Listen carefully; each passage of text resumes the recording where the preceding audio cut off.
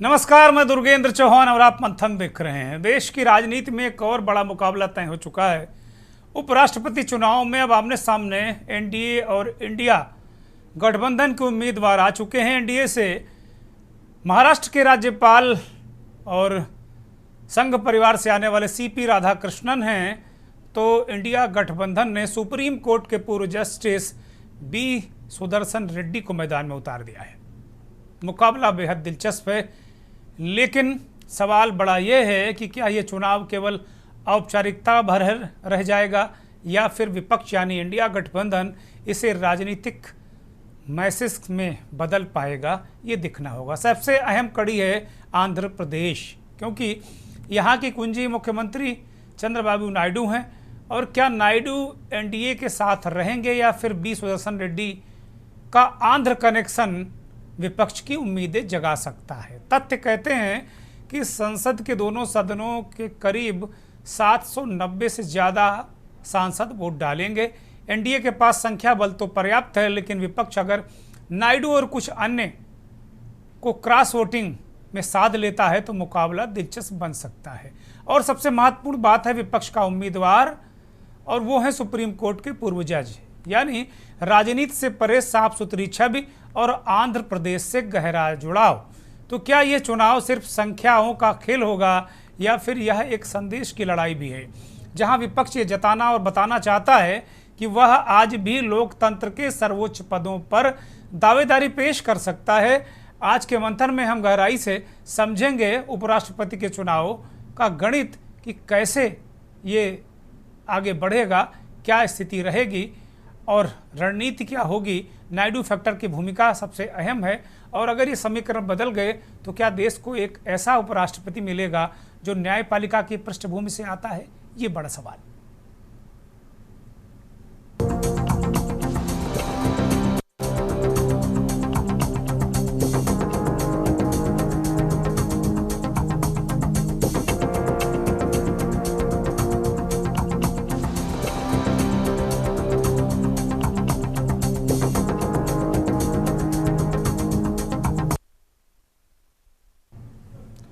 तो उम्मीदवारी को लेकर जो स्थिति साफ हो गई है, उसको लेकर जेपी नड्डा और मल्लिकार्जुन खड़गे, ये दोनों पार्टियों के अध्यक्ष हैं। मल्लिकार्जुन खड़गे राज्यसभा में नेता प्रतिपक्ष हैं और जो नड्डा हैं वो नेता सदन हैं। दोनों को सुनिए।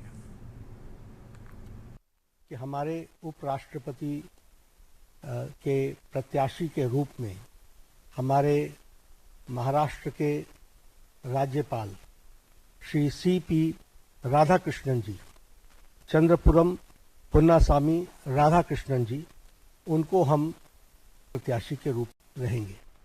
सीपी राधाकृष्णन जी, जिन्हें हम चंद्रपुरम पन्नुसामी राधाकृष्णन के रूप से जानते हैं, आपका जन्म अक्टूबर 20 को, अक्टूबर 20, 1957 त्रिपुर में, तमिलनाडु में हुआ, त्रिपुर में। और इन्होंने बैचलर्स डिग्री इन बिजनेस, उसमें इन्होंने पढ़ाई की, और एक सफल इनका 40 साल का पब्लिक लाइफ का करियर है। आप वर्तमान में महाराष्ट्र के गवर्नर हैं। इससे पहले आप झारखंड के गवर्नर रहे, राज्यपाल रहे, और साथ में आपके पास राष्ट्रपति महोदया के माध्यम से तेलंगाना का और हमारे पुडुचेरी की लेफ्टिनेंट गवर्नर और तेलंगाना के गवर्नर के रूप में भी आपके पास चार्ज रहा, और वर्तमान में आप महाराष्ट्र के गवर्नर के रूप में काम कर निर्णय लिया है, और वो निर्णय यूनानिमसली हमने किया है। मुझे खुशी होती है पार्टी एक होकर एक नाम पे अगर मिल के लड़ने के लिए तैयार है, तो ये बहुत बड़ा अचीवमेंट डेमोक्रेसी का और लोकतंत्र का है। क्योंकि जब कभी भी लोकतंत्र और संविधान खतरे में होता है, तो अपोजिशन के लोग एक होकर अन्याय के खिलाफ लड़ते हैं। तो इसीलिए हमने ये तय कर दिया है कि इस इलेक्शन में एक अच्छे उम्मीदवार को, एक अच्छे कानूनदा आदमी को और एक अच्छे स्वभाव के जो उम्मीदवार है उसको हम खड़ा करने जा रहे हैं। वो इसलिए मैं आपके सामने 4 लाइन पढ़ूंगा, इस व्यक्ति का भी व्यक्तित्व भी मालूम होगा। तो सुदर्शन रेड्डी हैं, बी सुदर्शन रेड्डी, वो एक जाने माने वकील, जज, हाई कोर्ट के चीफ जस्टिस भी रहे। उसके बाद वो लगातार, बी सुदर्शन रेड्डी का जन्म 8 जुलाई 1946 को हुआ। आंध्र प्रदेश के रंगारेड्डी जिले में उनका गांव है, आकुला मायलारम गांव में उनका जन्म हुआ। बी सुदर्शन रेड्डी एक कृषक परिवार से ताल्लुक़ रखते हैं। शुरुआती पढ़ाई उन्होंने हैदराबाद के उस्मानिया यूनिवर्सिटी से की है। 1971 में लॉ किया और 2 मई 1993 को आंध्र प्रदेश हाई कोर्ट में एडिशनल जज नियुक्त किए गए। 5 दिसंबर 2005 को वे गुवाहाटी हाई कोर्ट के चीफ जस्टिस बने। वे केंद्र सरकार के एडिशनल स्टैंडिंग काउंसिल बने। 12 जनवरी 2007 को उन्हें सुप्रीम कोर्ट का एडिशनल जज नियुक्त किया गया। वे 8 जुलाई 2011 को सुप्रीम कोर्ट के जज के रूप में रिटायर हुए। रिटायरमेंट के बाद 2013 में गोवा के पहले लोकायुक्त भी बने। अक्टूबर 2013 में उन्होंने निजी कारणों से इस्तीफा दे दिया। तो ये उनकी शख्सियत है, कानूनविद, एक जज जिनकी एक साफ सुथरी छवि है, बी सुदर्शन रेड्डी। उनको उत्तर आंध्र प्रदेश से आते हैं। और जो सीपी राधाकृष्णन हैं, उनके बारे में कुल मिलाकर एक लंबा उनका भी राजनीतिक करियर है। संघ परिवार से आते हैं, सांसद रहे और तमाम चुनाव लड़े, सार्वजनिक जीवन में तमाम आंदोलन किए और संघ परिवार, संघ की विचारधारा के व्यक्ति हैं। और नरेंद्र मोदी ने उनकी उम्मीदवारी को घोषित करते हुए ये कहा कि ये कोई राजनीतिक खेल नहीं करते। तो एक बात तो ये हो गई कि क्या नरेंद्र मोदी की टिप्पणी धनखड़ जी पर थी कि वो राजनीतिक खेल कर गए या करते थे, ये अपने आप में बड़ा महत्वपूर्ण है। तो अब क्यों लगाया गया दांव बी सुदर्शन रेड्डी पर, यह महत्वपूर्ण है। साफ सुथरी छवि है, गैर राजनीतिक व्यक्तित्व है, लंबे समय तक न्यायपालिका में सेवा और गैर राजनीतिक और विश्वसनीय चेहरा के रूप में रहे हैं। दक्षिण भारत से आते हैं और डीएमके और टीएमसी दोनों की मांग थी कि कोई गैर राजनीतिक व्यक्ति इसका उम्मीदवार बने। तो कुल मिलाकर ये बड़ा मुकाबला दिलचस्प है। और सीपी राधाकृष्णन भी दक्षिण भारत से हैं। राजनीतिक संकट ये है कि द्रविड़ दलों के लिए मुश्किल स्थिति है। इंडिया ब्लॉक की चाल है कि रेड्डी का नाम सामने लाकर नैतिक बढ़त बनाने की कोशिश कर रही टीडीपी, वाईएसआरसीपी, बीआरएस को दोबारा सोचने पर मजबूर कर रहे हैं कि भाई अगर आंध्र की अस्मिता की बात है तो बी सुदर्शन रेड्डी के साथ आपको जाना चाहिए। और उधर बीजेपी और इंडिया गठबंधन ने, जो तमिलनाडु के चीफ मिनिस्टर ने स्टालिन, एमके स्टालिन, उनको मजबूर किया है कि आप तमिलियन प्रतिष्ठा, निष्ठा या तमिलियन अस्मिता के अगर साथ जाते हैं तो आपको राधाकृष्णन को वोट देना पड़ेगा। लेकिन जो कनिमोझी हैं, डीएमके के नेता हैं, उन्होंने कहा कि वो हिंदू तमिलियन हैं। तो यहाँ भी हिंदू तमिलियन और गैर हिंदू तमिलियन का लफड़ा है और एक लंबा राजनीतिक जीवन भी है सीपी राधाकृष्णन का। एक बहुत मजबूत उम्मीदवार हैं और संख्या बल के हिसाब से अगर देखा जाए तो सीपी राधाकृष्णन बहुत मजबूती के साथ खड़े हैं। लेकिन चूंकि विपक्ष एक राजनीतिक संदेश देना चाहता है, इसलिए वो लेकर इनको आए हैं। तो कुल मिलाकर आज हम तमाम हमारे साथ जो मेहमान जुड़ेंगे उनसे हम चर्चा करेंगे कि ये जो चुनाव है, उपराष्ट्रपति का बीच में ही इस्तीफा दिया धनखड़ ने, तमाम जो उनके निजी कारण या राजनीतिक कारण जो भी रहा हो, लेकिन अभी तक इस्तीफा देने के बाद जो ये कुर्सी खाली हुई, इसके लिए नोटिफिकेशन हो चुका है। 21 तारीख अंतिम तिथि है नामांकन करने की और 9 सितंबर को वोट पड़ेंगे और उसी दिन इस देश को नया उपराष्ट्रपति मिल जाएगा। तो हमारे साथ एक पैनल विद्वान लोगों का जुड़ चुका है। आलोक भदौरिया इस देश के जाने माने वरिष्ठ पत्रकार, विश्लेषक, संपादक हमारे साथ जुड़ गए हैं। जस्टिस आदित्य मित्तल हमारे साथ जुड़ गए हैं, पूर्व जज हैं। डॉक्टर दिनेश उपाध्याय हमारे साथ संघ विचारक के रूप में जुड़े हैं और प्रदीप कोरी साहब हमारे साथ संविधान विशेषज्ञ के रूप में जुड़ गए हैं। सभी मेहमानों का बहुत स्वागत, बहुत धन्यवाद। बहुत आभार।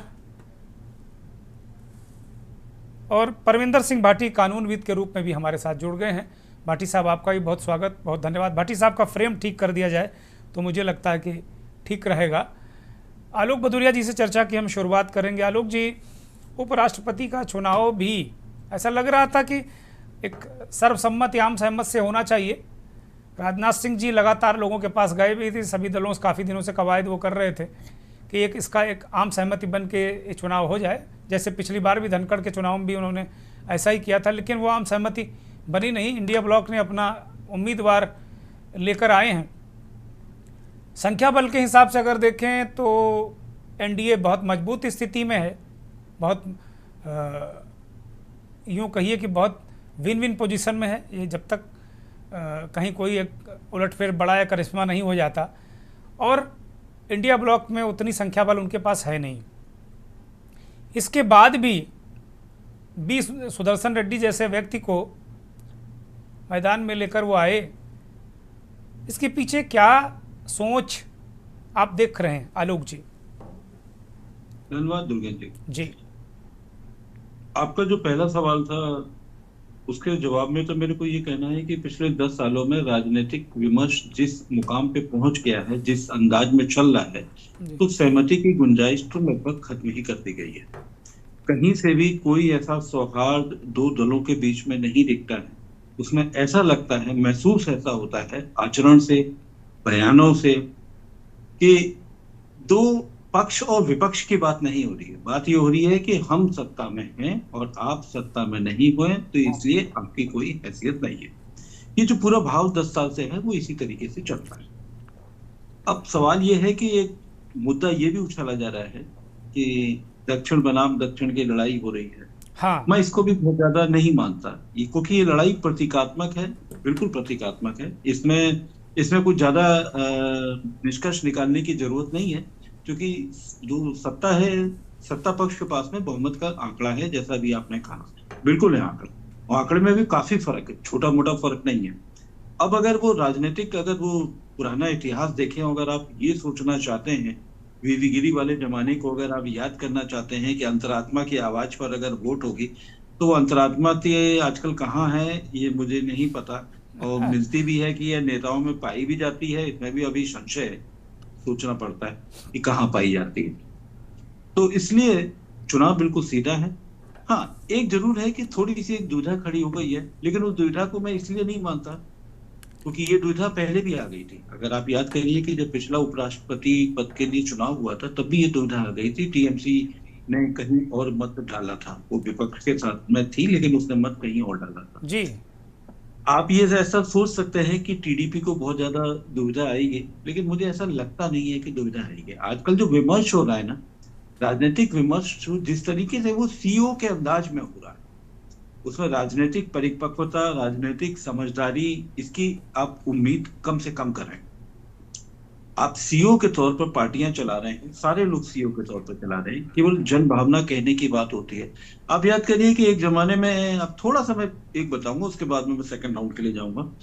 हाँ, भारतीय जनता पार्टी के लौह पुरुष लालकृष्ण आडवाणी जी को सम्मानित किया गया था। तो आपको अगर ध्यान आता हो, अगर आपको फोटो फ्रेम अगर आप विजुअलाइज कर सकते हैं, तो राष्ट्रपति खड़ी थी और एक शख्स, प्रधान शक्तिशाली शख्स बैठे हुए थे आडवाणी जी के साथ में। जी। तो जब राजनीति जब इस धरातल पे चलती है, इस अंदाज में चलती है, तो बहुत कुछ उम्मीद नहीं है, प्रतीकात्मक है। लेकिन हाँ, एकजुटता दिखानी चाहिए, लेकिन उस एकजुटता का कोई बहुत ज्यादा मीडिया में जिस तरीके से वो इसका गाल बजाना चालू हो जाएगा 9 सितंबर को, मैं उसको भी एक निरर्थक समझता हूँ। वो केवल भांडगिरी है और कुछ नहीं है, क्योंकि सामान्य चीजें हैं। जिस अंदाज में चल रही है राजनीति, वहीं पहुंच रही है, वहीं पहुंचेगी। इसमें केवल जो हस्तक्षेप केवल सड़कों से हो सकता है, संख्या बल के आधार पर। संसद के अंदर तो कम से कम अब उम्मीद कम से कम होती चली जा रही है, आगे भी। जी। जस्टिस आदित्य मित्तल जी को मैं इस चर्चा में शामिल करूंगा। मित्तल सर, अब एक जुडिशरी के व्यक्ति को विपक्ष ने अपना एक उम्मीदवार बनाया है, जिन्होंने एक सर्व किया है एक लंबे समय तक। वो एक हाई कोर्ट के चीफ जस्टिस भी रहे, गुवाहाटी हाई कोर्ट के, और सुप्रीम कोर्ट में भी जज रहे। एक साफ सुथरी छवि जैसा अभी विपक्ष बता रहा है, एक साफ सुथरी छवि के व्यक्ति रहे हैं। और जुडिशरी जो तमाम जो विपक्ष के घटक हैं वो चाहते थे कि कोई नॉन पॉलिटिकल व्यक्ति आए उम्मीदवारी के तौर पर। तो सुदर्शन जी की उम्मीदवारी को आप चूँकि उसी फैटर्निटी से आते हैं, वहीं से आते हैं, किस तरह देख रहे हैं जस्टिस मित्तल? देखिए, वर्तमान लोकतंत्र में संख्या बल हावी है, प्रभावी है, और कैंडिडेट की अपनी छवि लोकसभा के इलेक्शन में तो मायने रख सकती है, परंतु यहाँ चूंकि इलेक्टोरल कॉलेज लोकसभा के और राज्यसभा के सदस्यगण ही होंगे और उनको एक वोट डालने का अधिकार होगा, और उनका जो प्रोपोर्शनेट वैल्यू है जिसको कि हम इलेक्टोरल कॉलेज कहते हैं, उसके हिसाब से उसकी गणना होगी। तो दोनों कैंडिडेट आमने सामने हैं, दोनों की छवि बहुत अच्छी है, दोनों ही अनुभवी व्यक्ति हैं। तो जैसा कि मेरे पूर्व वक्ता ने कहा कि ये एक कहना चाहिए कि जो दूसरा कैंडिडेट है विपक्ष का, उनके पास संख्या बल नहीं है। अब चूंकि वो न्यायपालिका से आते हैं तो वो जो राजनीतिक दांवपेच है, शायद हो सकता है कि वो ना जानते हों किस प्रकार से राजनीतिक दांवपेच खेला जाए, किस प्रकार से क्रॉस वोटिंग कराई जाए। तो ये तो देखिए स्पष्ट है कि जो एनडीए का कैंडिडेट है उनके पास संख्या बल काफ़ी अधिक है, और जो विपक्ष का कैंडिडेट है उनके पास संख्या बल काफ़ी कम है। जहाँ तक न्यायपालिका से आने का प्रश्न है, मैं व्यक्तिगत रूप से, क्योंकि देखिए इसमें राजनीतिक दलों का एक सपोर्ट है, तो मैं व्यक्तिगत रूप से इस बात के विरुद्ध हूँ कि किसी भी न्यायाधीश को, चाहे वो उच्च न्यायालय का न्यायाधीश हो, चाहे वो सर्वोच्च न्यायालय का न्यायाधीश हो, पूरे सम्मान के साथ मैं कहना चाहूँगा कि उनको राजनीति में नहीं आना चाहिए। और इसमें चूंकि माननीय न्यायाधीश सीधे सीधे राजनीति में आ रहे हैं, पहले भी जस्टिस गोगोई साहब राज्यसभा के मेंबर बने, तो इससे एक जनता में एक अच्छा मैसेज नहीं जाता है। मैसेज ये जाता है कि जजेस भी कहीं ना कहीं किसी न किसी पॉलिटिकल पार्टी से एफिलिएटेड रहते हैं, जो चाहे कुर्सी पर रहने के दौरान व्यक्त करें या कुर्सी से उतरने के बाद वो व्यक्त करें।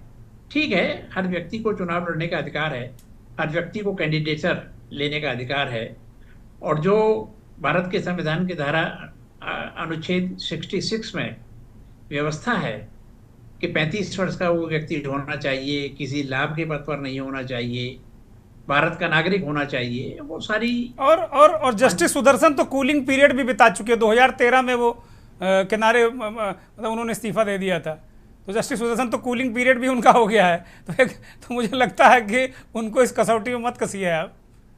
नहीं, मैं इस कसौटी में नहीं कस रहा हूं, पर ये मेरा व्यक्तिगत मत है। हाँ। व्यक्तिगत मत है कि और उपराष्ट्रपति का पद आप सीधे तौर पर उपराष्ट्रपति का जो पद का चुनाव है वो चूंकि सीधे जनता से नहीं हो रहा, तो वो मुख्य धारा की राजनीति माने या ना माने दोनों चीजें हैं, उसको राजनीति नहीं भी मानना पड़ेगा। देखिए, मानना पड़ेगा इसलिए कि राजनीतिक दलों का तो समर्थन आपको चाहिए ना। जी बिल्कुल, उन्हीं से तो चुना जाना आपको है। ठीक है, ये मैं तो बल्कि इस बात को कहता हूं कि अगर जनता का समर्थन चाहिए होता तो इसमें कोई बुराई नहीं थी, आप इलेक्शन लड़िए। नहीं, तब भी सर, परंतु राजनीतिक तब भी टिकट चाहिए होगा, राजनीतिक दलों का तब भी टिकट चाहिए होगा सर। बंगाल में जस्टिस गांगुली ममता बनर्जी के खिलाफ तमाम आदेश पास करते हैं, फिर भाजपा के टिकट पर चुनाव लड़ते हैं। तो ये इसी तरह तमाम कांग्रेस के लिए भी उदाहरण है। तो ये आपकी बात से मैं बिल्कुल सहमत हूँ कि जजों को वास्तव में इस लफड़े में पड़ना नहीं चाहिए। अगर उन जुडिशरी का विश्वास कायम रखना है तो इस लफड़े में पड़े ना, वही बेहतर है। नहीं पढ़ना चाहिए, क्योंकि उन्होंने एक इतना यशस्वी और इतना बढ़िया जीवन निर्वाह किया है और इतने अच्छे आदेश पारित किए हैं कि वो जनता और जब वो राजनीति में जाते हैं सर, जब वो राजनीति में जाते हैं तो उनके सारे आदेश कटघरे में खड़े हो जाते हैं खुद ही। जज साहब दूसरों को कटघरे में खड़ा करते हैं, वो खुद उनके सारे आदेश कटघरे में खड़े हो जाते हैं। निश्चित रूप कि से, साहब निश्चित फला रूप पार्टी के लिए काम कर रहे थे इसलिए फला पार्टी ने आपको ओबलाइज किया। से। जी जी।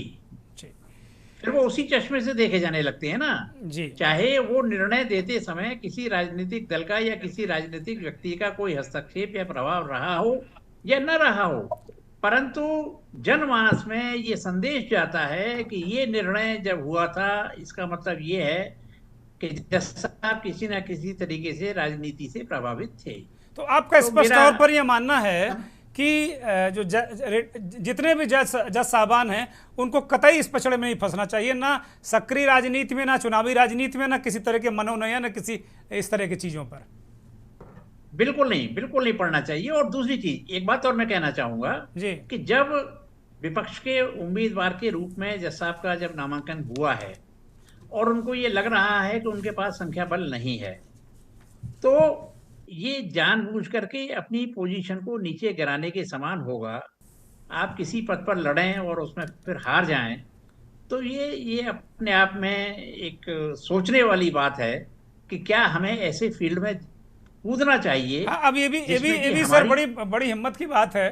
जज साहब ने कुछ सोचा ही होगा, विद्वान न्यायाधीश रहे हैं वो, अभी भी विद्वान व्यक्ति हैं वो, तो जी क्योंकि इतना बड़ा डिफरेंस है इंडिया गठबंधन और एनडीए में, लगभग 100 सांसदों का लगभग अंतर है, तो पता है कि हम जी जा रहे हैं तो हारने के लिए खड़े हो रहे हैं। जी लेकिन जी अब जी। क्या संदेश वो देना चाहते हैं, विपक्ष उनके माध्यम से क्या संदेश देना चाहता है, ये जज साहब और विपक्षी जाने। देखिए, विपक्ष क्या संदेश देगा इससे मुझे मतलब नहीं है, जी पर माननीय न्यायमूर्ति जो संदेश दे रहे हैं वो मेरी व्यक्तिगत राय है, पूरे सम्मान के साथ उचित नहीं है। ठीक। उनको किसी राजनीतिक पार्टी का मोहरा नहीं बनना चाहिए, अच्छा चाहे वो सत्तारूढ़ दल हो चाहे वो विपक्ष हो। संदेश तो जज साहब खुद दे रहे हैं ना, कैंडिडेचर स्वीकार करके। जी जी जी जी। बड़ी बड़ी जी बड़ी महत्वपूर्ण बात है। जस्टिस आदित्य मित्तल साहब ने बड़ी महत्वपूर्ण बात कही कि भाई जज साहबान को कतई इसमें नहीं पढ़ना चाहिए, राज्यसभा, लोकसभा, मनोनयन, चुनाव, इससे दूर रहना चाहिए, क्योंकि उनका जीवन, उनका पूरा करियर, पूरा जीवन एक अलग सम्मान से देखा जाता है, जो किसी भी राज्यसभा, लोकसभा जैसे जो पद हैं वो उससे कहीं बड़ा है। इस बात का ध्यान रखना चाहिए, और तभी जुडिशरी का जो जुडिशरी के प्रति आम लोगों में जो सम्मान है, श्रद्धा है, वो और बढ़ेगी। और श्रद्धा कम होने का कारण भी जस्टिस आदित्य मित्तल इसे ही मानते हैं। एक ब्रेक पर जा रहा हूं। आप देख रहे हैं के न्यूज, खबरों का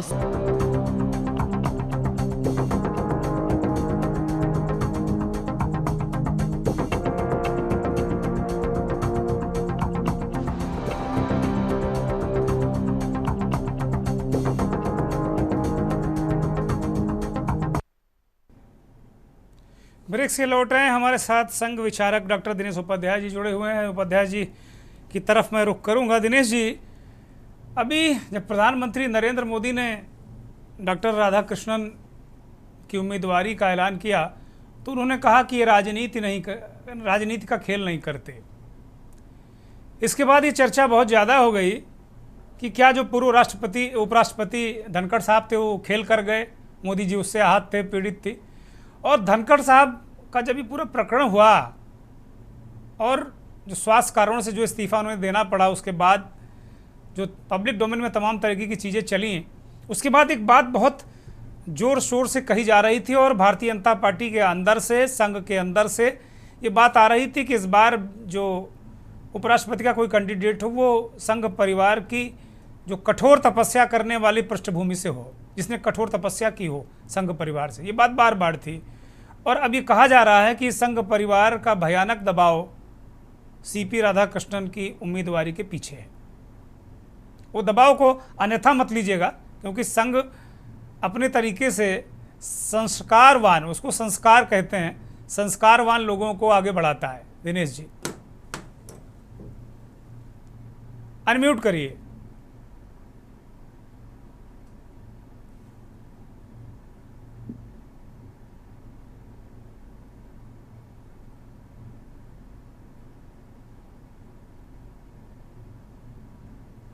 बोलिए दिनेश जी। भैया जी आई है ना आवाज? हाँ बोलिए बोलिए।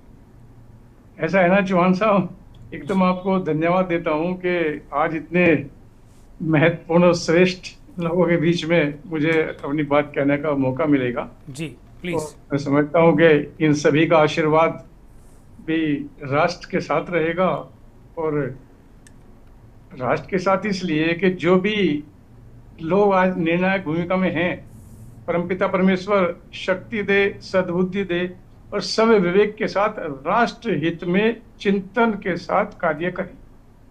और रही संघ की बात, मैंने आपके चैनल पे पहले भी एक दो बार कहा है, संघ राजनीतिक क्षेत्र में हस्तक्षेप बिल्कुल भी नहीं करता। वो एक अलग बात है कि कोई व्यक्ति शाखा में जाता है या संघ का स्वयंसेवक रहा है या प्रशिक्षण वर्ग प्रथम वर्ष द्वितीय वर्ष तृतीय वर्ष क्या होगा, लेकिन सभी लोग भारत के नागरिक हैं। संघ का तो कार्य व्यक्ति निर्माण का, इसके अलावा कोई कार्य हो करते ही नहीं हम लोग तो। अब इनको प्रत्याशी बनाया है, अब वो किस विचारधारा में रहे हैं, क्या संस्कार लेकर के आए हैं, वो तो उनके शरीर के अंदर रहता है। मैं स्वयंसेवक हूँ और संघ में लंबे समय से कार्य किया है, तो ये मेरा खुद का निर्णय है। कल को मैं जाकर के कोई राजनीतिक दल में प्रवेश करूं और किसी भी कुछ कार्य करूं तो संघ तो उसमें बिल्कुल हस्तक्षेप करता नहीं। नहीं कोई में तो नहीं जाएंगे आप दिनेश जी। एनडीए का निर्णय आप रहा समाजवादी है कि पार्टी उन्होंने में उनको प्रत्याशी समाजवादी बनाया है। पार्टी में संस्कार लेकर नहीं जाएंगे। आप रहेंगे भारतीय जनता पार्टी में। मैं इस बात से बिल्कुल सहमत नहीं हूं कि दिनेश जी इस संघ के संस्कार लेकर समाजवादी पार्टी में राजनीति करने जाएंगे। बिल्कुल नहीं जाएंगे। कांग्रेस पार्टी में बिल्कुल नहीं जाएंगे।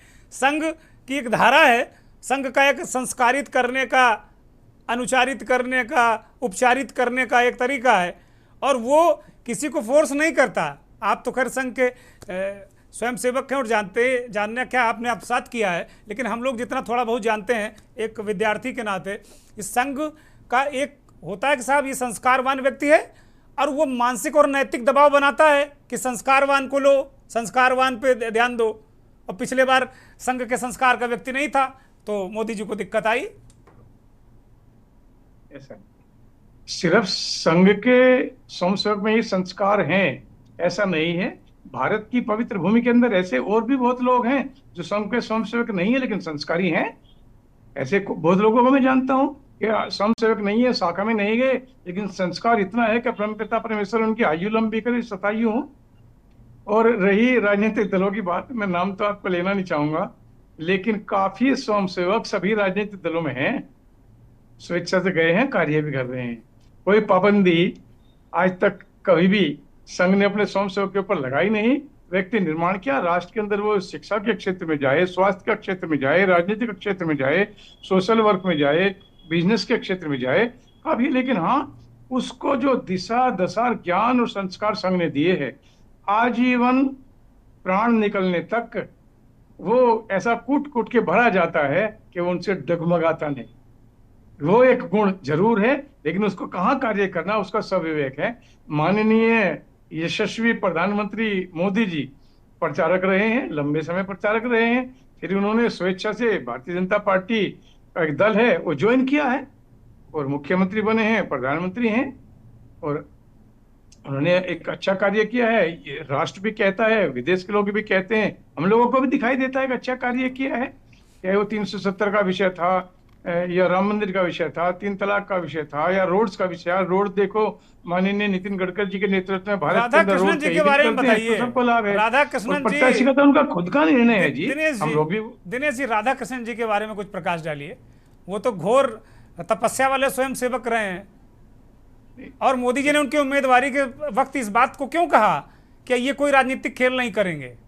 इसका मतलब मोदी जी के अंदर कोई टीस है, कोई खेल कर गया उनके साथ में, बच गए बाल बाल वो। देखो आप क्या है चौहान साहब, बड़े अच्छे पत्रकार हैं, बड़ी अच्छी आपकी बुद्धि है, और बात आप स्वतंत्र हैं, अभिव्यक्ति की आजादी सबको है, सभी कह सकते हैं। आप जो कहना चाहते हैं आपकी इच्छा शक्ति और सोच है, ये अच्छी है, आपको अपनी बात कहनी चाहिए। लेकिन ऐसा जो आप कहें बिल्कुल भी नहीं है। एक प्रत्याशी हैं, गवर्नर हैं, और उनको बनाया पहले माननीय धनखड़ जी भी गवर्नर रहे हैं कलकत्ता के, उनको बनाया है। उनका स्वास्थ्य खराब हुआ, उन्होंने खुद ही बोला कि मेरा स्वास्थ्य ठीक नहीं है, मैं नहीं काम कर पाऊंगा। और ये पहला मौका नहीं है राजनीतिक दलों में ऐसे पहले काफी लोग रहे हैं कि मेरा स्वास्थ्य ठीक नहीं है, मैं नहीं काम कर सकता, तो इसलिए मुझे दूसरा कार्य करना है।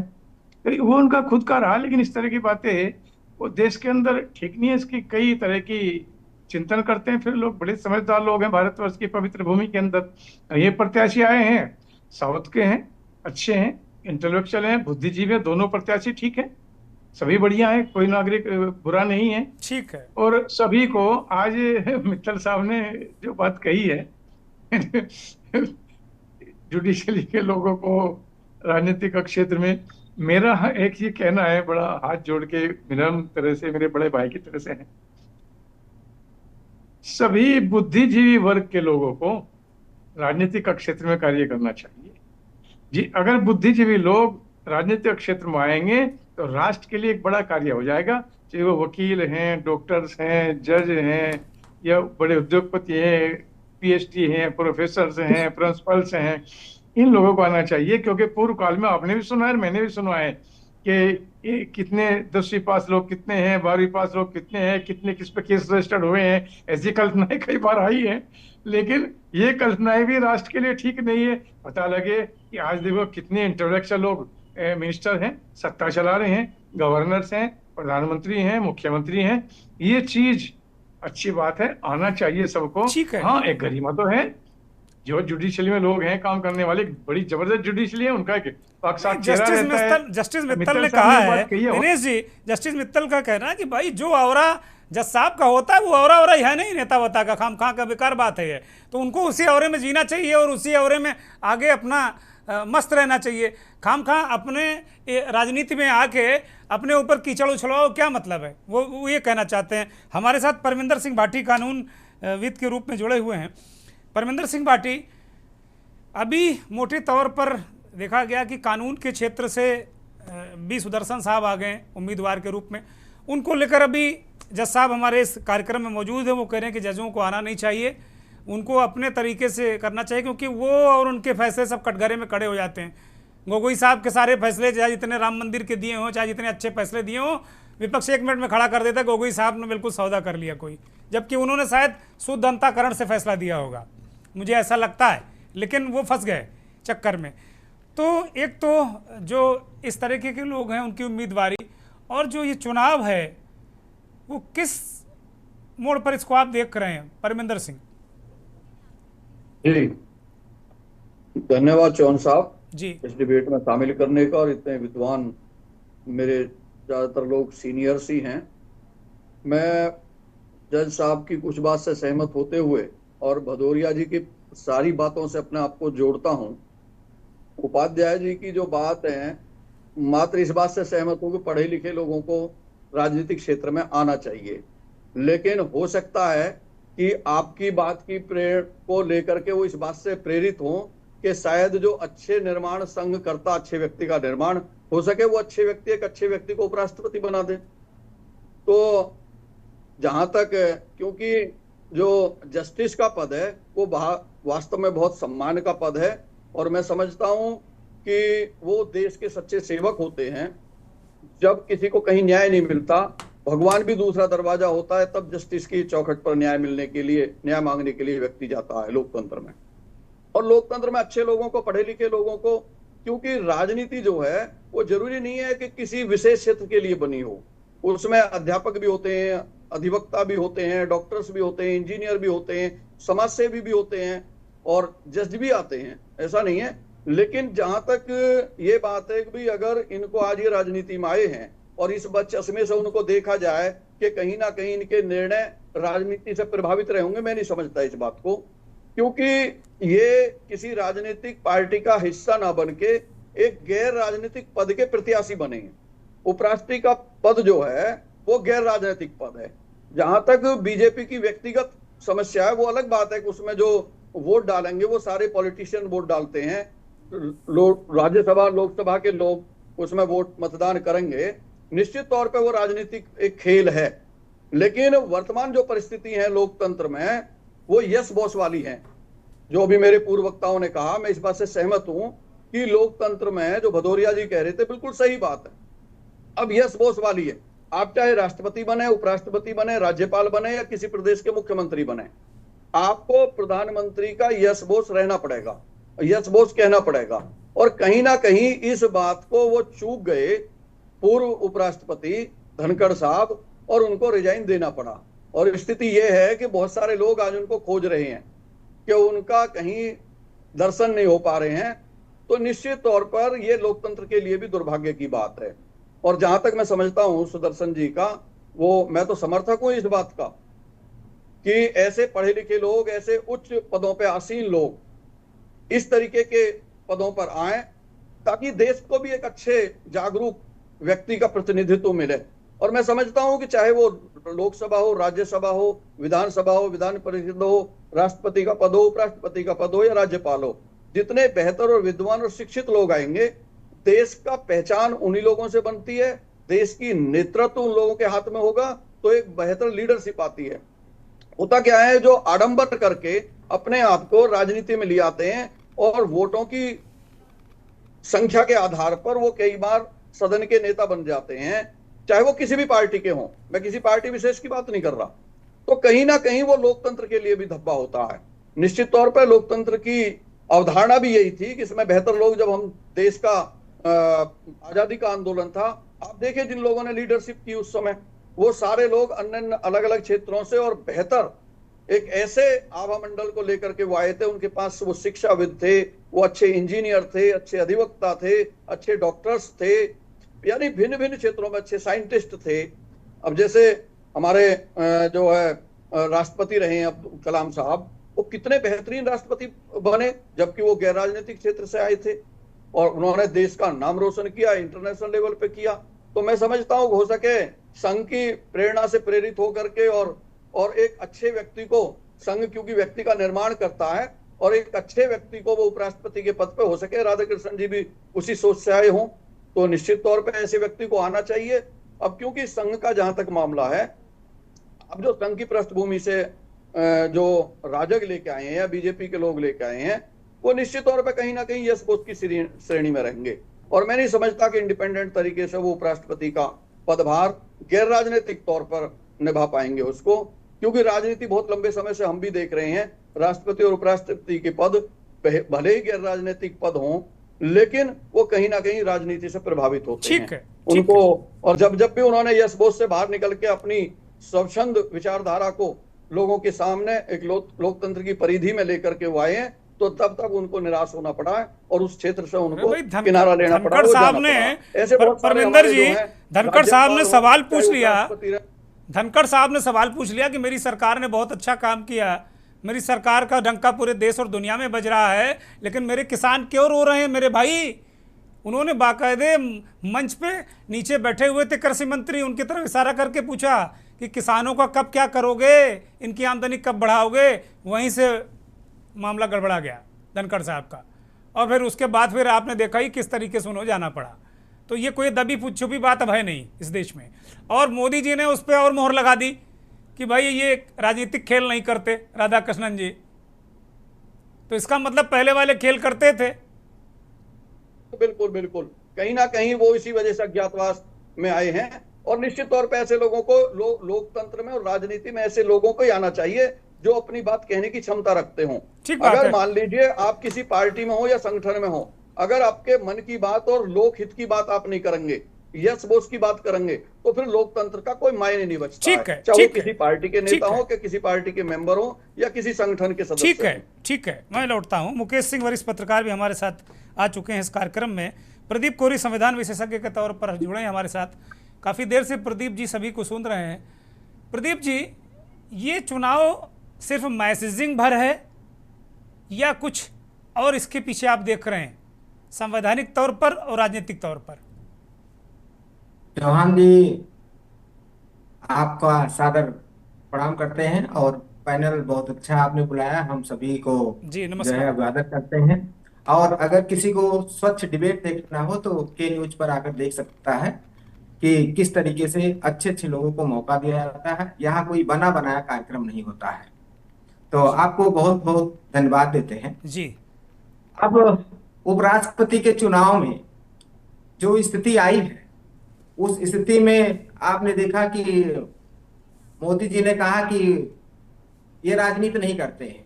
तो राजनीति नहीं करते हैं तो इसके पहले तो 2 बार वो सांसद ही रह चुके हैं। नहीं, खेल की बात कही उन्होंने, प्रदीप भाई, उन्होंने कहा राजनीतिक खेल नहीं करते, खेल की बात की, राजनीति तो कर ही रहे होंगे। तो राजनीतिक खेल उसी से मतलब है। हाँ। अब आपको बताएं कि कैसे मोदी जी को जो है किस प्रकार की सत्ता चाहिए होती है।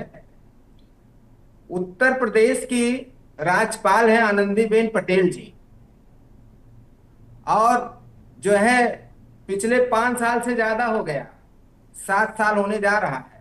जब 5 साल से ऊपर राष्ट्रपति किसी को राज्यपाल का शपथ दिलाता है तो 5 साल के बाद अगर कोई जाता है, समय बिताता है, तो उसको विशेष अनुकंपा का लेटर मिलता है।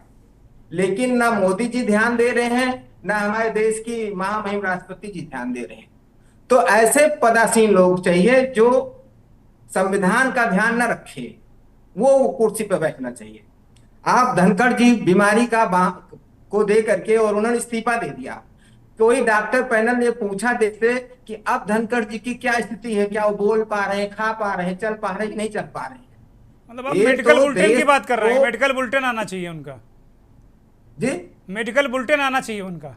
हाँ, मेडिकल क्यों नहीं होना, जब उन्होंने ये दिया कि मेरा स्वास्थ्य ठीक नहीं, कि आज वो चल पा रहे हैं कि नहीं चल पा रहे हैं। ठीक बात है, मेडिकल बुलेटिन जारी होना चाहिए कि धनखड़ जी का स्वास्थ्य कैसा है, इस समय कैसा है। आप लोग को पूछना चाहिए कि धनखड़ जी कैसे हैं आप इस समय, आपका स्वास्थ्य कितना खराब है। निश्चित रूप से ऐसे उनको दबाव दे करके इस्तीफा ले लिया गया जो कोई सोच नहीं सकता था, और नाहक एक चुनाव में जो है मोदी जी और बीजेपी ने ठेल दिया है।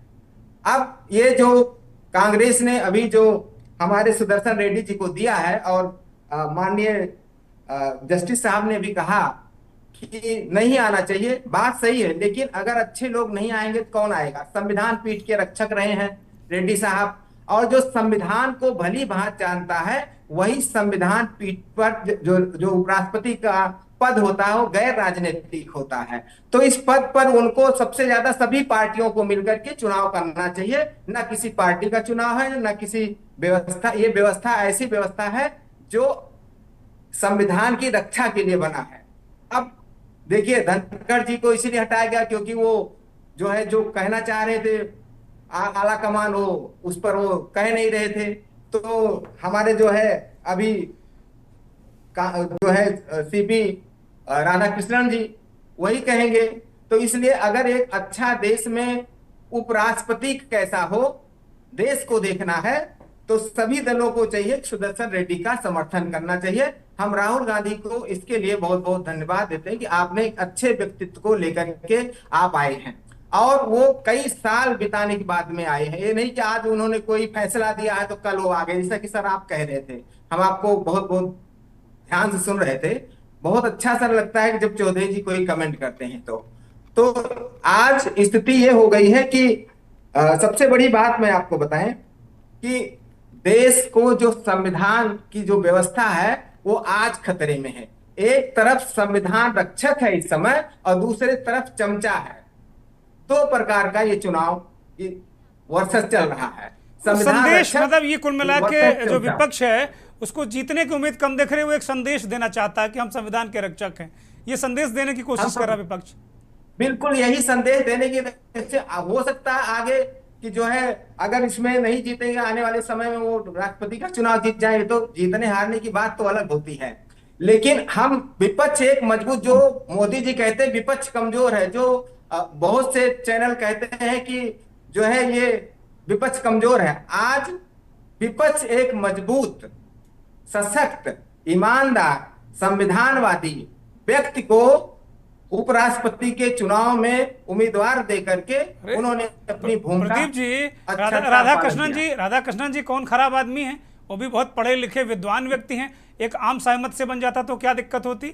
राधाकृष्णन जी में भी कोई दाग नहीं है, वो उस तरीके के पॉलिटिशियन नहीं रहे हैं। नेता होना कोई गुनाह थोड़ी है, लेकिन एक वो अच्छे व्यक्ति, अच्छे उनके कामकाज जो उनकी जो पूरी क्रियाकलाप राजनीतिक रूप से रहे हैं, जो सामाजिक कार्य रहे हैं, वो भी अद्भुत रहे हैं। नहीं, अद्भुत है, लेकिन एक पार्टी विशेष से उनका संबंध है, आते हैं वो एक पार्टी विशेष से संबंध है उनका। और जो जस्टिस महोदय हैं वो गैर राजनीतिक व्यक्ति और गैर राजनीतिक पद के लिए चुनाव लड़ रहे हैं, तो ये तो बहुत बेहतर है। कि वो किसी राजनीतिक पार्टी से बगैर प्रेरित हुए, बगैर प्रभावित हुए कोई बेहतर। ठीक है, मैं मुकेश सिंह के पास जाता हूँ। परमेंद्र जी, आपका पॉइंट बड़ा महत्वपूर्ण है, बड़ा महत्वपूर्ण पॉइंट है, इसको लेकर मैं मुकेश सिंह के पास जाता हूँ। मुकेश सिंह, अभी इस चर्चा में निकल कर आया कि भाई गैर राजनीतिक पद है, अगर गैर राजनीतिक व्यक्ति उस पद पर बैठेगा और जज, जैसे मान लीजिए कोई सुप्रीम कोर्ट का जज है, तो इतनी जल्दी फिर उसको कोई वहाँ सदन में भी, भले ही वो क्यों व्यक्ति उसको लाया क्यों ना हो, मान लीजिए राहुल गांधी और विपक्ष के लोग उनको भले ही लड़ा रहे हो, और बाय द वे मान लो, फर्ज कर लो कि सुदर्शन जी चुनाव जीत जाते हैं, तो क्या इतना आसान होगा सुदर्शन जी से कोई बात मनवाना? बनस्पत राधाकृष्णन जी अगर बनते हैं और वो संघ के व्यक्ति हैं, बीजेपी में हैं, बीजेपी में रहे हैं, मतलब अब तो राज्यपाल ही हैं, तो इन दोनों को किस तरीके से आप देख पाएंगे? मुकेश सिंह। दुर्गेश चौहान जी, मैं बहुत धन्यवाद कहना चाहूंगा के न्यूज के लिए जो आज डिबेट में मुझे शामिल किया। मैं माफी भी चाहूंगा, मैं लेट से जुड़ा जी। आपको बता दें कि दोनों तरफ से कद्दावर लोगों को लाया गया है उपराष्ट्रपति पद के उम्मीदवार के तौर पर। सीपी राधाकृष्णन की बात करी जाए तो कोयम्बटूर से 2 बार सांसद रहे हैं लोकसभा, अच्छा राजनीतिक अनुभव है, और महाराज जैसे क्षेत्र में वो गवर्नर हैं इस तत्काल समय में। वहीं सुदर्शन रेड्डी की बात की जाए, बिल्कुल सुप्रीम कोर्ट से रिटायर्ड जस्टिस हैं और संविधान के ज्ञाता भी हैं वो, लेकिन कहीं ना कहीं उनके अगर आप पिछला कार्यकाल और सुप्रीम कोर्ट की कुछ फैसले उनके अगर देखें तो वो विवादास्पद रहे हैं। मैं आपको जानकारी देना चाहूंगा, छत्तीसगढ़ में एक अभियान चला था जिसको इन्होंने रोक लगा दी थी, जिसकी काफी किरकिरी हुई थी इनके फैसले को लेकर, और सत्ता पक्ष में और विपक्ष ने भी इसको लेकर काफी बवाल काटा था। छत्तीसगढ़ के अंदर माओवादी नेताओं को लेकर ये अभियान चलाया गया था। सलवा जुडूम की बात कर रहे हैं, सलवा इन्होंने जुडूम की बात कर रहे हैं। 2011 में जब रिटायरमेंट इनकी होने वाली थी उससे पहले इन्होंने एक फैसला दिया था। सलवा जुडूम की बात कर रहे हैं, जो अभियान चला था सलवा जुडूम। जी जी बिल्कुल, उसी को लेकर काफी विवाद रहा था, विवादों में रहे थे। उसके बाद रिटायरमेंट के बाद इनको लोकायुक्त बना दिया गया गोवा का। अच्छा इनका देखा जाए तो लोकायुक्त के कार्यकाल में अच्छा अनुभव रहा है, लेकिन कहीं ना कहीं विवाद को लेकर एनडीए अब इस मामले को लेकर आगे चर्चाओं में आ रहा है कि बी सुदर्शन रेड्डी को लाया गया है। ये नक्सलवाद जो कि भारतीय जनता पार्टी छत्तीसगढ़ में नक्सलवाद को खत्म कर रही है, माओवाद को खत्म कर रही है, तो कहीं ना कहीं इस फैसले को लेकर वो विपक्ष पर दबाव भी बना रही है कि कहीं ना कहीं बी सुदर्शन रेड्डी का जो नजरिया था, मैं उनके फैसले पे किसी तरह का, मैं अपना अगर पर्सनल विचार देखूं तो उस समय उनका विवेकाधिकार था, वो जो फैसला देना चाहे, लेकिन कहीं ना कहीं उस फैसले से कहीं ना कहीं नक्सलवाद का जो अभियान था वो कमजोर पड़ा था। तो उसी को लेकर बीजेपी इस समय विपक्ष पर आरोप लगा रही है। सीपी राधाकृष्णन की अगर बात की जाए तो बहुत सरल स्वभाव के नेता है, और राज्यसभा के अंदर जो उपसभापति होता है कहीं ना कहीं उसे बैलेंस करके चलना होता है विपक्ष को भी लेके। अगर जगदीप धनखड़ जो पूर्व उपराष्ट्रपति रहे तो कहीं ना कहीं उनका स्वभाव अक्खड़पना का रहा है, जिससे विपक्ष भी नाराज होता रहा है। आज उन्होंने जरूर इस्तीफा दे दिया, अब विपक्ष उनके साथ हो गया, लेकिन कहीं ना कहीं जब वो सभापति थे राज्यसभा के, उपराष्ट्रपति थे, तब कहीं ना कहीं विपक्ष उनकी मिमिक्री करता था, कई तरह के आरोप लगाता था। भाई इतना करने के बाद भी नहीं वो बचे, मतलब बिल्कुल सरकार के साथ खड़े होने के बाद भी वो कुर्सी नहीं बची, तो क्या ही कहा जाए फिर अब।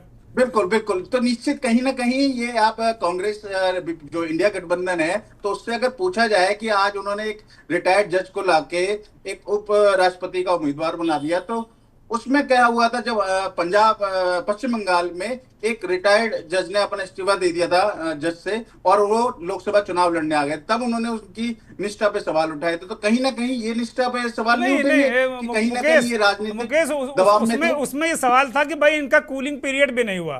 वो 4 दिन पहले मुखालफत में ममता बनर्जी की फैसला देते हैं, उसके बाद कूद कर आते हैं, प्रेस कॉन्फ्रेंस करते हैं और टिकट पा जाते हैं। और ये जज साहब जो हैं जी सुदर्शन साहब, ये 13 साल से नहीं कहीं। बिल्कुल दुर्गेश जी, मैं आपकी बात से सहमत हूँ। कहीं ना कहीं इस बात को लेकर एनडीए के नेता और जो हमारे पैनल में जज साहब हैं आदित्य मित्तल साहब, वो तो कह रहे हैं झंझट में मत पड़ो, अगर किसी अपनी 4-5 पीढ़ियों का अगर आपको ना पता हो तो आप चुनाव लड़ जाओ, विपक्ष वाले आपको बता देंगे कि आपके दादा ने क्या किया था और आपके पिताजी ने क्या किया था, आपके परिवार में कौन लड़की लेकर भागा था और आपने किससे घूस ली थी, वो सब आपको नहीं पता होगा, उनको वो बता देंगे आपको। और दुर्गेश चौहान जी, मैं आपको सबसे बड़े बेंच कहूंगा, सीपी राधाकृष्णन पे इस तरह का कभी आज तक विवाद में वो नहीं रहे हैं। मैं तो कह रहा हूँ शुरुआत से मैं कह रहा हूँ कि बहुत शालीन और बेहतरीन नेता है, इसमें कहीं बिल्कुल मैंने आपको बताया, तो कहीं ना कहीं एनडीए के नेताओं ने कहीं ना कहीं सोच के कि ऐसे स्वभाव के आदमी को इस सीट पे लाया जाए जो विपक्ष को भी तो आपको भी पता, हमको भी पता है कि ये पसंद किसकी है जी। बिल्कुल बिल्कुल ये देखिए, ये सहज भाव से तो ये बन नहीं गए। अगर किसी को सहज भाव से बनाना होता तो कोई दूसरा बन जाता। ये तो आप सबसे बड़ी बात देखिए कि एनडीए का जब उम्मीदवार चुना जाना था तो कहां के नेताओं का नाम आ रहा था, बिहार का आ रहा था, यूपी का आ रहा था, और ये ऐसे नेता को लेके आए जो दक्षिण भारत से रहने वाला है। तो कहीं ना कहीं बीजेपी इस चीज को लेकर दक्षिण जो राज्य हैं वहां पर भी कहीं ना कहीं मजबूत और राजनीतिक फायदा लेने की सोच रही है, दोनों तरफ से अगर देखा जाए। लेकिन ऐसे शख्स को वो लाए हैं जो बिल्कुल सरल स्वभाव का है और विपक्ष को भी लेकर वो साथ में लेकर चलेंगे, और राज्यसभा के अंदर ये एक बेहद महत्वपूर्ण चीज होती है। जी दुर्गेश जी। ठीक है, आलोक भदौरिया जी के पास मैं फिर से जा रहा हूँ। आलोक भदौरिया जी, ये चर्चा बिल्कुल अंतिम चरण में है, 1-2 मिनट मेरे पास हैं। अब ये जो बहस, मुकेश सिंह ने इस बहस को एक अलग तरीके से रंग दे दिया। मुकेश सिंह उस फैसले को लेकर आ गए सुदर्शन जी के, जो वहाँ पर नक्सलवाद के खिलाफ अभियान को रोकता है। और अब क्या इस तरीके के उपराष्ट्रपति के चुनाव में इस तरीके के मुद्दे बन सकते हैं? और जस्टिस सुदर्शन को लेकर एक बात, अभी भी हमारे उस सवाल का जवाब अभी मिला नहीं पूरे पैनल से, मैं उम्मीद करता हूं कि आप मुझे देंगे। विपक्ष की क्या मंशा है? सीपी राधाकृष्णन को ये बना देते तो क्या दिक्कत हो जाती? वो भी बहुत अच्छे नेक अच्छे इंसान हैं। और विपक्ष सोकर क्यों जागता है आलोक जी? अगर यही पहल वो करता और ये बात सुदर्शन का नाम लेकर वो मोदी के पास जाता, राहुल गांधी जाते और कहते मैं इनको बना दीजिए, तो मुझे लगता है फिर मोदी के लिए मुश्किल हो जाती, अमित शाह के लिए मुश्किल हो जाती, राजनाथ सिंह के लिए मुश्किल हो जाती। आलोक जी, मुझे नहीं लगता है कि कोई मुश्किल होती। आपके जो मैं पहले सवाल का यही जवाब दे देता हूँ। पहला तो ये कि भारतीय जनता पार्टी के, या कहना चाहिए एनडीए के उम्मीदवार के कुछ ज्यादा कसीदे कर दिए गए, इतने कसीदे काट दिए गए कि लग रहा है कि ये पूरा चैनल ही इस समय उनकी प्रशंसा में जुट गया है, पहला। दूसरा, उपराष्ट्रपति धनखड़ साहब की इतनी आलोचना हो गई है, और जबकि भूल जा रहे हैं वो भी एक गवर्नर साहब थे, और गवर्नर साहब कहाँ के थे? पश्चिम बंगाल के, बड़ा चर्चित कार्यकाल का था। अब इतने लंबे समय तक राजनीतिक सत्ता के शिखर में रहने वाले लोग अगर वो भी नहीं पहचान पाए कि धनखड़ साहब का क्या कैरेक्टर है, तो इसको लेते हुए फिर कुछ ज्यादा टिप्पणी नहीं की जा सकती। और दूसरा, राज्यपाल का क्या होता है भाव, ये भाव आपने सोचा होगा, आपने सुना होगा जब रवि साहब के मामले में सुप्रीम कोर्ट ने कैसी टिप्पणियां कर दी हैं। ये भी बहुत ही महत्वपूर्ण होता है कि राज्यपाल कैसे होते हैं और कैसा होना चाहिए। तीसरा, अब हम आ जाते हैं आपके मौजूदा प्रत्याशी के ऊपर। इनका एक वीडियो जो लेटर वायरल हो रहा है, उसमें जो शब्द हैं मोस्ट रेस्पेक्टेबल, मोस्ट ऑनरेबल, और वो सारे लोगों के नाम हैं, तो वो पढ़ने के बाद और मेरे को धनखड़ जी की जो छवि है, जो हाथ जोड़ते हुए जो छवि है, उसमें मुझे कोई जमीन आसमान का फर्क तो दिख नहीं रहा। ये एक महत्वपूर्ण चीज है। और दूसरी चीज, अब वो कहेंगे संस्कार है सर, वो कहेंगे संघ के संस्कार हैं ये, फिर क्या कहेंगे आप? वो कहेंगे संघ के यही संस्कार हैं। जैसे धनखड़ साहब ने कहा था कि मेरा संस्कार है, ऐसे ऐसे करना मेरा संस्कार है, तो क्या करेंगे फिर आप? क्या कहेंगे, बोलिए। ये भारतीय जनता पार्टी की सरकार बनी है, 11 साल से सत्ता में है, किसान वहां पर बैठे रहे। आज आप लाल किला से कहते हैं कि हम किसानों के लिए सब कुछ करने के लिए तैयार हैं। 1 साल तक बैठे रहे, बता नहीं पाए थे हमने किस संगठन के कहने पे वो 3 किसान कानून पास कर दिए थे। उसके बाद में फिर आप किसान की बात करते हैं, तो मुझे बात नहीं समझ में आती। दोनों चीजों को अगर आप जोड़ लें, और फिर उस समय उस कुर्सी पे जो बैठे हुए थे, वो आमतौर पे कुर्सी होती है हमारे उपराष्ट्रपति की होती है, लेकिन उस समय हरिवंश जी बैठे हुए थे, वो भी पत्रकार थे, रह चुके हैं पत्रकार, अच्छे पत्रकार रह चुके हैं। लेकिन सत्ता में आने के बाद आप जिस तरीके से आचरण करते हैं, तो मुझे नहीं लगता कि कोई बहुत है। इसीलिए मैंने कहा था कि बहुत किसी परिवर्तन की आप उम्मीद ना करें। संस्कार उनके वो मत जोड़िए। अगर संस्कार होते तो ध्वनि मत से किसान कानून नहीं पास होता, जिस देश में 80% लोग किसानी या किसानी से जुड़े हुए हैं, तो ऐसे में नहीं पास होता ध्वनि मत से। तो इसलिए बहुत ज्यादा उम्मीद ना करें। एक राजनीतिक है और इसमें किसी में बहुत ज्यादा हार जीत का ना देखें। बिल्कुल नजरिया में देखें। और विपक्ष एक का, चीज और आलोक जी, मैं विपक्ष का पूछ रहा हूँ, विपक्ष क्या कहना चाहता है? सुदर्शन जी को क्यों बलि का बकरा बना दे रहा है? वो एक अच्छे खासे जज साहब सहमत नहीं हूं कि वो राजनीतिक वो खेल नहीं करेंगे। आप खेल नहीं करेंगे, इतने साल तक पहचान नहीं पाए तो कि राजनीति है क्या? ये भी तो है, राजनीति खेल नहीं है तो और क्या है? आप राजनीति में बैठकर फिर कहते हैं कि राजनीति खेल नहीं है, तो बातें कुछ समझ में नहीं है। ऑप्टिक्स है, ये सीधे ऑप्टिक्स है। कुल मिलाकर अपने प्रत्याशी को जिताना है, चाहे वो संघ के होते या नहीं होते। भारतीय जनता पार्टी ने, अच्छा एक चीज और मैं बता दूं, संघ के होते या नहीं होते, आपके यहाँ क्या ये एक लोकसभा अध्यक्ष होता है, एक डिप्टी स्पीकर भी तो होता है। क्या पिछले कार्यकाल में कोई था? बहुत लोकतंत्र की दुहाई देने वाले जरा मेरे को इसको स्पष्ट अभी भी करें, नहीं है कोई? पिछले कार्यकाल में था? इस कार्यकाल में कोई बना है डिप्टी लोकसभा स्पीकर? और मैं एक चीज कहकर मैं बात खत्म करूंगा। देखिए, चुनाव जीतने के लिए तिकड़म होती है, इससे मैं बिल्कुल इनकार नहीं करता, लेकिन अच्छे लोगों को आना चाहिए। और जहां तक वो गांगुली साहब से तुलना की गई, बिल्कुल नहीं है, ना गोगोई साहब से कोई तुलना हो सकती है, क्योंकि एक इन्होंने रिटायरमेंट प्लान नहीं बनाया था। इंपॉर्टेंट चीज होती है कि जो लोग रिटायरमेंट प्लान बनाते हैं उस तरीके से, कोई 10 साल पहले अगर कोई था तो उसके बाद अगर आप ये उसके ऊपर सवाल उठाते हैं, नहीं।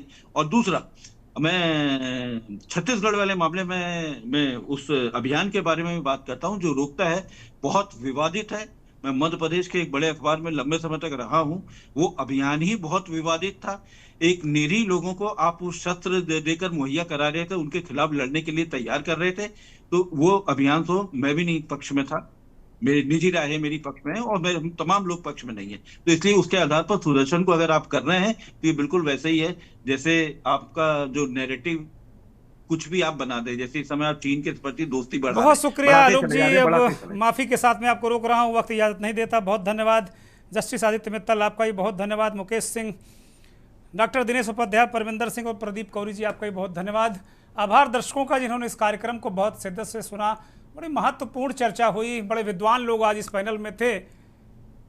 सभी जो सेंट्रल आइडिया है इस चर्चा का, जो निकल कर आया, जो सार है, वो ये है कि जो भी बने, विपक्ष ये दिखाना चाहता है कि वो सरेंडर नहीं कर रहा, एक बेहतरीन उम्मीदवार को लेकर आया है, और सत्ता पक्ष भी, उसकी तरफ से जो उम्मीदवार है वो भी बेहतरीन है। कुल मिलाकर दो में से जो भी बनेगा, एक अच्छा उपराष्ट्रपति भारत को मिलेगा। यही हमारी आप सबकी मंशा भी है। नमस्कार।